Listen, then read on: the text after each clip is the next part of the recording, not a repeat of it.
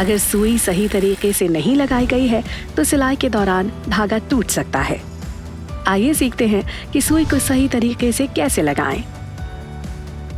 Machine की सुई को जांचें। सुई गलत तरीके से लगी हुई है। स्कार्फ, वो छोटा कटा हुआ भाग बाहर की ओर है, जबकि इसे अंदर की ओर होना चाहिए। यही कारण है कि धागा बार बार टूट रहा है। सबसे पहले सुई के स्क्रू को ढीला करें और सुई निकालें। सुनिश्चित करें कि स्कार्फ कटा हुआ भाग अंदर की ओर हो।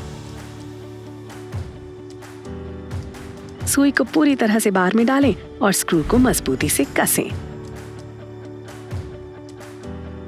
अब सुई सही तरीके से लगी हुई है। आइए देखें कि आपकी मशीन कैसे काम कर रही है। आपकी सिंगर मशीन एकदम ठीक से चल रही है।